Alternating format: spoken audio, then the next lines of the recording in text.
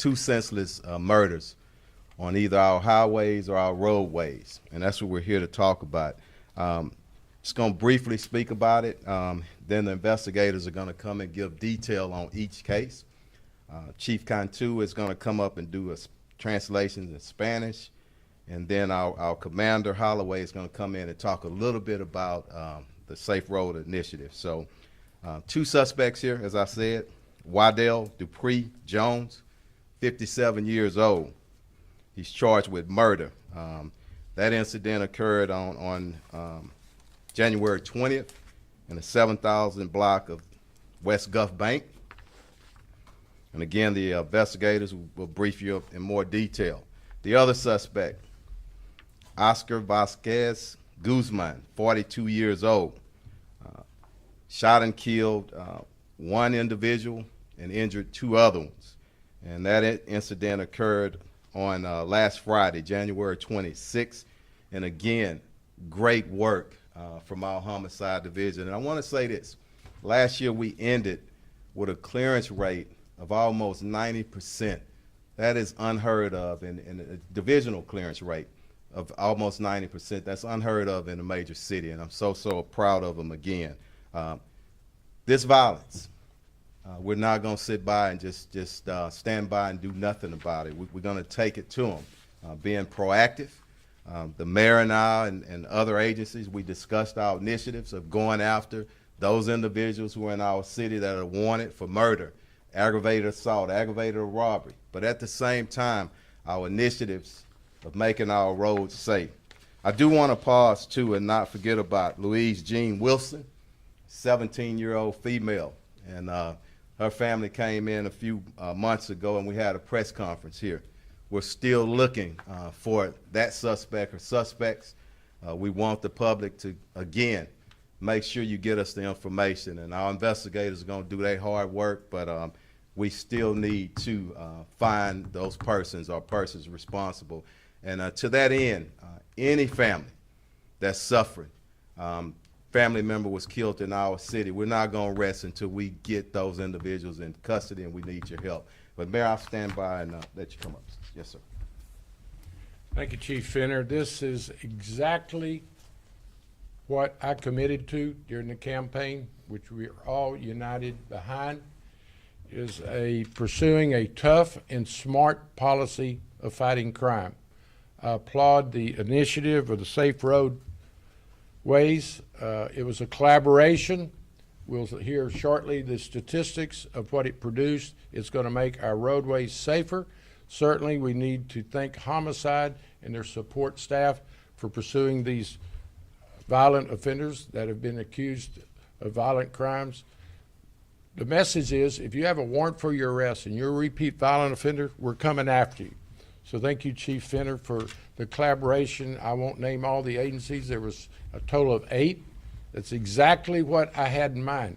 It's a force multiplier. It's to support HPD and this chief and his command staff. And I want to thank the rank and file that put their lives on the line.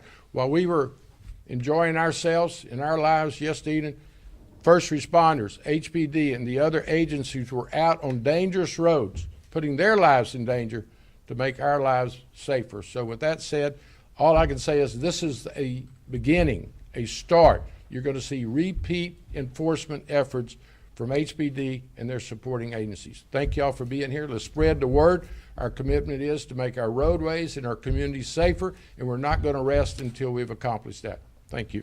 All right. Come on. Thank you. Good afternoon. My name is Kyle Haverlow.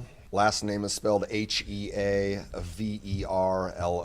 I'm a detective with the Homicide Division. First of all, I want to thank Mayor Whitmire for being here today, Chief Finner and his command staff. I want to thank my commander, Commander Hassig, my direct lieutenant, Lieutenant Stephen Hope, and my partner, Sergeant Adam Dudley.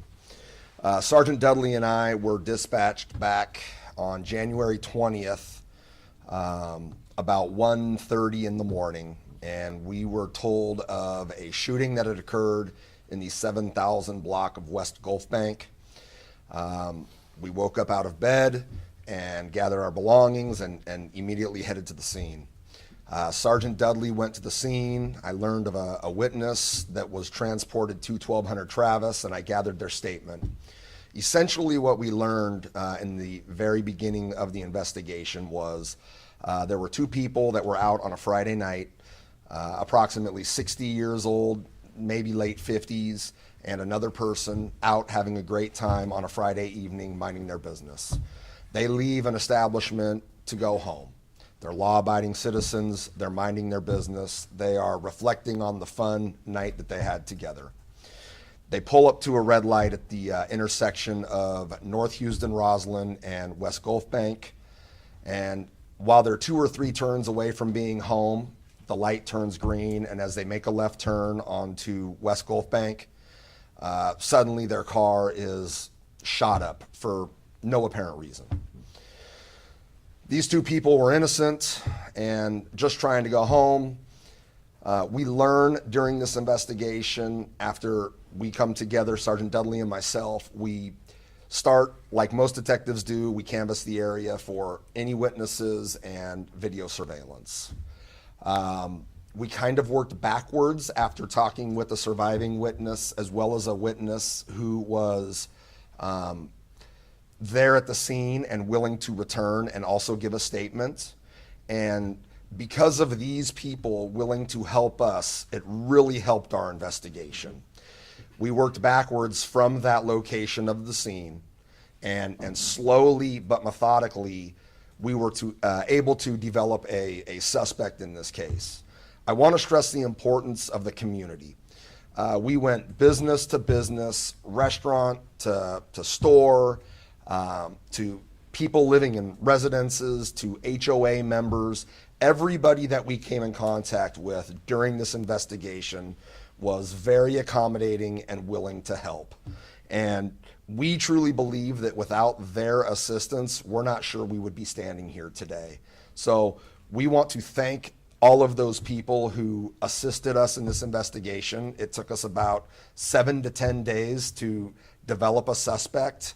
And when we did develop a suspect, we did a lot of research using our resources that are available to the Houston Police Department. And we were able to go ahead and bring that person in for questioning. That person is Wydell Jones. Okay, we spoke with Wydell last night, and he gave us information that only he would know about the case. And it was during this interview with Mr. Jones that we were able to get the information we needed to go ahead and make this arrest.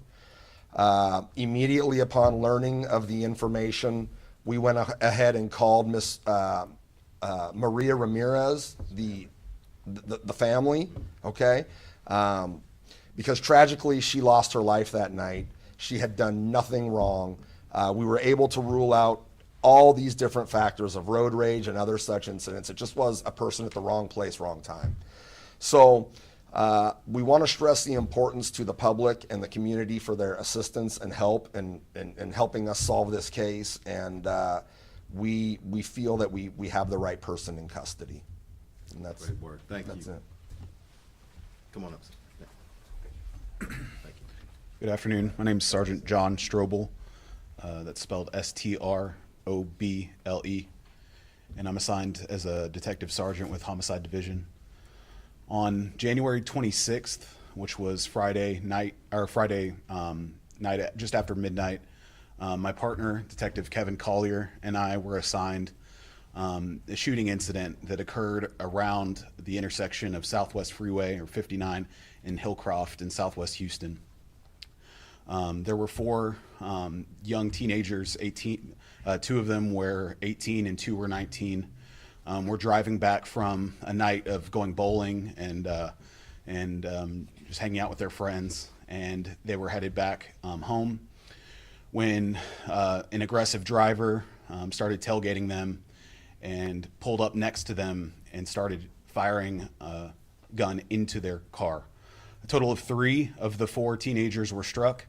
The front passenger, Otarian Lomax, was struck 1 time in the head, and the back passengers both were struck in the leg and 1 in the foot. So The driver transported his three friends to Southwest Memorial Hermann, where they were treated. And unfortunately, the next day on Saturday, the victim, Otarian Lomax, passed away. I've got to commend our patrol officers and our crime suppression teams. This incident, like I said, took place about 12:30 in the morning. And within about 3 hours, patrol officers had located the suspect vehicle. They located video of the incident, which provided them with some distinguishing features of the suspect vehicle, and through their diligent work, they were able to locate that suspect vehicle within hours. So on the 29th, which was Monday, the defendant, Oscar Vasquez Guzman, was arrested for traffic violations by the Houston Police Department and brought in for questioning here at Homicide Division. He admitted to being present at the scene of the shooting at the road rage incident on the freeway, Southwest Freeway. However, his statement was inconsistent with the evidence that we had collected at that time. He was booked into the Harris County Jail, and one of our witnesses, one of the victims, was actually able to identify defendant Vasquez Guzman as the person that shot at their vehicle. Yesterday, defendant Guzman was charged with one count of murder for the murder of Otarian Lomax. Thank you very much. Well said. Commander Holloway, come on up and speak briefly about our safe road initiative. Thank you, Chief. As I said yesterday, we were out there in force on the 59 South Freeway yesterday. We had 8 agencies that reported their stats and the work that were out there. And in a 3-hour period, we conducted 195 traffic stops, which equated to 222 citations and 2 arrests, one for narcotics and the other was for outstanding warrants. While Homicide Division is doing a fantastic job of solving these crimes when they occur, traffic enforcement and our regional partners are out there trying to make sure that we don't have another press conference like this where we're talking about people who have lost their lives on our streets. So thank you again, Mayor, for putting all this together. Thank you, Chief, for your support and our efforts.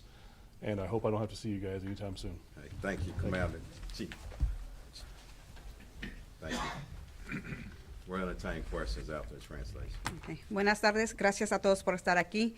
Soy asistente jefe de policía Patricia Cantú con el jefe Finner. Gracias al alcalde Whitmire por estar aquí con nosotros y por su apoyo de HPD, la seguridad pública y agencias del orden público. Estos 2 homicidios son sin sentido porque las víctimas perdieron sus vidas mientras simplemente manejando en nuestras calles. Queremos agradecer al comandante de la División de Homicidio, Christopher Hassig, y su equipo de detectives por trabajo en resolver estos casos. Voy a tratar de decir las cosas que dijo el detective, solamente en este caso el caso de la señora María Ramírez. Ellos salieron, al principal salieron a divertirse como cualquier persona, solamente fueron culpables de pararse en una luz roja. Y en esa luz roja, solamente troca, el sospechoso, comenzó a disparar al carro que estaba dentro. Con la ayuda de los testigos, ayuda del público, y fíjate, en este momento, este día, no se puede escapar las cámaras que todos tienen en este momento. Y con esa ayuda de la comunidad, de los testigos, pudieron a resolver este caso. Hablaron con el señor Wendell Jones, el sospechoso, de 57 edad. El sospechoso es a mano izquierda y él está acusado de la muerte de la señora María Ramírez, que tenía solamente 59 años. Con la ayuda del público, esto se fue resolvido. En el enero de a las 1:40, mientras estaban esperando, los testigos fueron ayudaron muchamente, pero desgraciadamente la señora Ramírez falleció. Detectives Dudley y Heverlow identificaron a Jones como el responsable y fue arrestado ayer.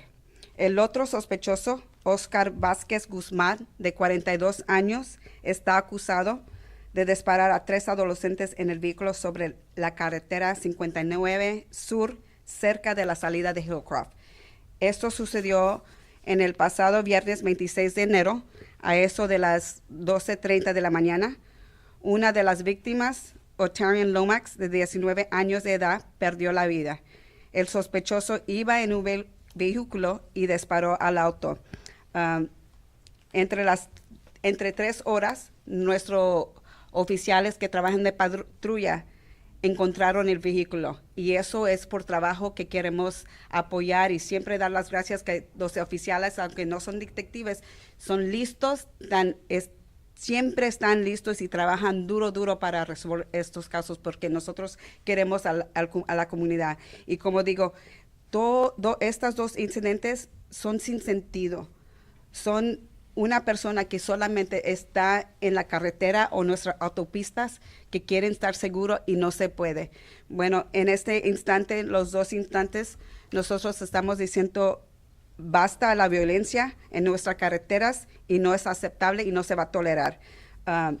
Los sospechosos están en la cárcel donde deben estar hasta que tengan su cita en corte.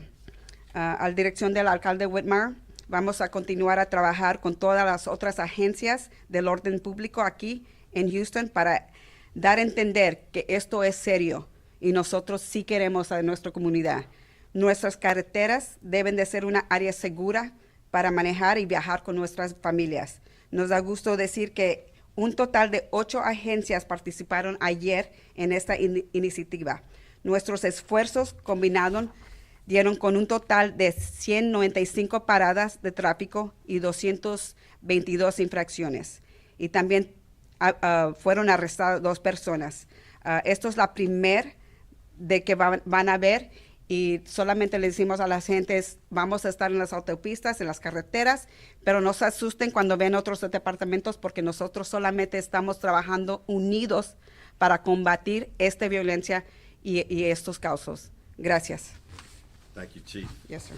We'll open up for questions, and whoever you need to direct them to, just say it. Go ahead. Chief, maybe one of the detectives best to answer this, but Okay. the one on North Roslyn, West Gulf Bank, do you know the potential motive? Was it robbery, if not road rage? So we think it's random. We do believe that the shooter in this case, Mr. Jones, was maybe suffers from a form of mental illness as well as possibly being under the influence of narcotics.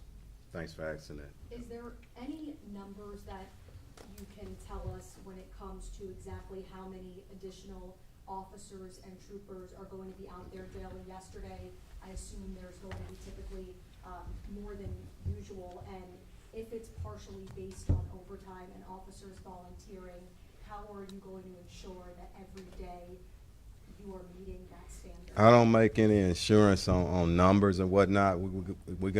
This is the fact. It's gonna be more officers out there with this initiative, and we're gonna work together. I promise other agencies, if they have a problem in their area, we're gonna move around. So nothing is defined, and what's gonna move us is some of our stats and other crimes, but I don't wanna talk specifically about numbers. As many as we can get out there. I think that y'all got some coverage, and that was part of us telling you exactly where we were gonna be to let you see it. But we're gonna move around, and it's not just gonna be marked units. Part of that initiative, and Chief Satterwhite is kind of taking lead on it with other leaders. We're gonna have marked and unmarked vehicles out there. So as we get numbers, as far as arrest or whatever, we'll keep you posted on that. But I don't like to do front end numbers on the units. Without specifics, just so that we could get an idea, are we talking dozens, hundreds? Can you give a ballpark range? I think it'll be similar to yesterday, and that was, you could safe to say, dozens. Okay. Chief, Next question. Go ahead. As the problem with violent and road rage incidents, have they increased since last year? Do you have any hard numbers that indicate there's a rise or a fall from last year? We'll look at the numbers. We were just in the beginning of this year, and the official stats really don't come out until a couple of weeks after the month. So give me an opportunity to look at that. But as you've seen over the years, there has been an increase in road rage incidents, okay? So this is why we're forming it, and not just road rage incidents, aggressive driving, speeding, racing on our roads. We simply, and the mayor's been really clear about that. We had initiatives going, but he wants us to dig deeper And we will dig deeper, because when you ride around on our streets, y'all know I'm born and raised here in this city. And a lot of our troops are as well. Serious about taking control of our streets. When you take control of those streets, you're gonna gain a better control of the crime. So this is what we're doing. Hope that answers. Go ahead. Chief, we're talking about 2 homicides today. You mentioned another one, Luis Wilson. Are there any initiatives to get your homicide detectives more resources or anything? We've done that, and we'll continue to do that. But when you have a clearance rate that high, and I said it's almost 90%, and don't get me wrong, I'm very competitive. They are extremely competitive, and this is not a game. We're talking about life.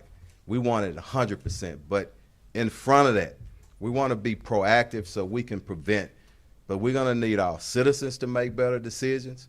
We're going to need our judges on board. We're going to need our prosecutors, and I've talked about it before, and I'm going to be a bit more boisterous on people, and especially our criminal justice system, because what angers me and frustrates me as a chief and my other colleagues, and definitely the men and women who doing the work, repeat after repeat after repeat, no accountability. That has to change. And when we change that and tweak it a little bit, and I don't like attacking people personally, but everybody needs to be held responsible and accountable.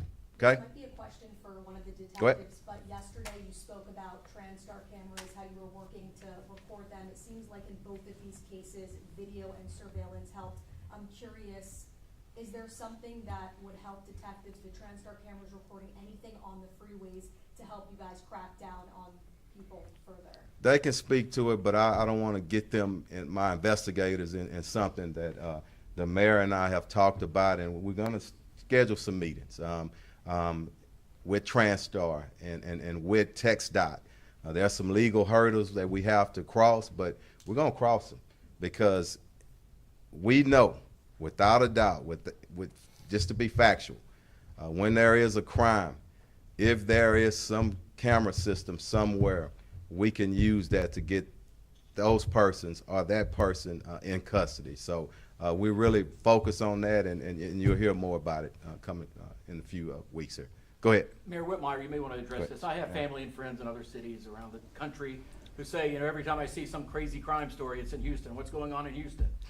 Despite the clearance rate, despite the fact that certain crimes may be down, is perception an issue for you? Certainly, perception is often reality in many people's minds. What's changed is, I think, an attitude of no nonsense, collaboration. We're going to do whatever it takes. Brooke asked about resources. We're going to find the resources. We are going to make a difference in regards to public safety across Houston. But crime doesn't recognize a city limits. That's the reason we're going to have all the agencies involved at every level of government. So, I've already seen a morale difference in HPD. They tell me, they come up, they want to do their job. And I've told them, I'm going to back you. You follow the law, your training, we're going to back you. If you abuse your power, we're going to hold you accountable. But most officers are well-trained, not most officers, but our officers are well-trained, and I was going to say most officers want to work extra hard. We'll have officers willing to work overtime where they might not have in the past, because they're seeing the results. They live in the community. They have family. They have to deal with victims. And it's so great that you get to see the face of these officers. These are regular people like you and me, but they put their lives on the line. I can't imagine. I don't know if you've ever had car trouble on one of our freeways. I was foolish enough and spending my thoughts on other people's problems. I ran out of gas on I-10 at Silver Road. You ought to get on the side and wait for someone to come to your assistance.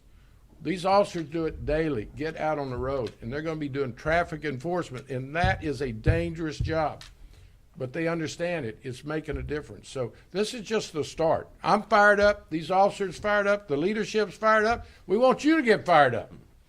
And back to your friends or relatives that say it points to Houston. Hey, a lot of people are jealous of Houston. You know what? We have a great city. We have some maintenance to do.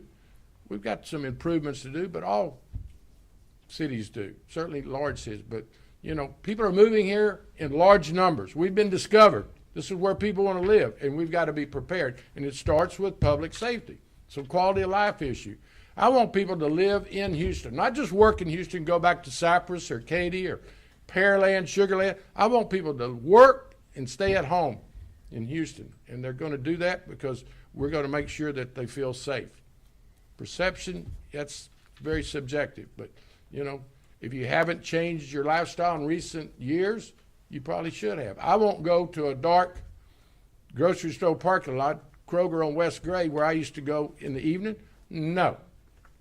I feel a little more better because I know how fired up HPD is. But here's where we're directing it. We want to be smart with the technology, proactive police work, but then we're going to be tough. We want to, as the chief said, hold violent offenders accountable. We've got to do something with the backlog. We've got to get the forensics, the resources they need. We need to get more air coverage. Hey, we're all in this together, and you're going to see the difference in a very short time. With this initiative, we spoke about yesterday how it's nothing new. It was initiated in 2021. Can you talk specifically, we've always had troopers on the freeways. What is specifically being done this time for us to stand up here the second day in a row talking about this initiative that isn't new? Yeah, I'll let you answer, then I'll Yeah. answer you on that. Yeah. The big answer is collaboration. It's bigger and better now than it ever has before. You know, traffic enforcement has been handling this on our own since 2021. Now we have assistance and resources from 40, 50 different agencies in our area. That's never been done in my career. So the answer is it's bigger and better than it was in 2021, and we're seeing the results. Just make it real simple because we're going to answer a few more questions, and I got another meeting to go to. But I've always say when I go out to community meetings, I don't hide behind anything. I'm a straight shooter. Report cards are good. Let's see what's happening in a few months, and that's fair enough. We should be held accountable. Are we going to change everything overnight? Is this a panacea? No, it's not. But people will understand and know that we're serious about making our city and our roads and our highways safer. And you should see those results. Okay? Any more? We good? Go ahead. Yes. If there be any type of advice you can give to people on how to be as defensive as possible if they feel like they're approaching an aggressive driver's seat? Oh, yeah, thank you. Y'all so smart in our city. That's why I respect our media. Be patient and be tolerant and understand you never know how crazy a person is behind another wheel or what they're going through. So the main thing, give people space when you can. If they cut you off, so what? Okay, just slow down. Get you home safely. But look, do try to get us a license plate or a description of that car. We're gonna have increased patrol out there, and I said marked and unmarked. Call dispatch and let us know, hey, I'm on 59 southbound, just past Hillcroft. It's a red Toyota pickup truck that's just driving crazy. You know, let us know. Let us know. But do be patient and check your own emotions. Everybody, it's a stressful time in our society right now. But if everybody just slow down, care for people a little bit more, and don't take things personal, because you don't never know who you're dealing with. You honking the horn, and obscene gestures. Don't do that. And I didn't do it. My hand just went up. Okay, so don't y'all be trying to say chief. All right, seriously. But thanks for that question. But thank y'all so much. And the final thing, we're gonna need y'all help. We really do. And I told the mayor this, and talking to the other investigators when we came in. Press is not our adversaries. I love you guys, and we work together. Y'all hold us accountable. We hold y'all accountable. But everybody's in the best interest of putting stories out, the truth here in Houston, because all of us take pride in our great city. Our sports teams are doing a lot better. I want to say that, but the crime is going to get better, okay? I promise y'all, all right? And I don't make too many promises, but we fired up. All right, thank you. Thank you. Good job. Thanks. Appreciate you. Good to see you, man. Kind of quiet.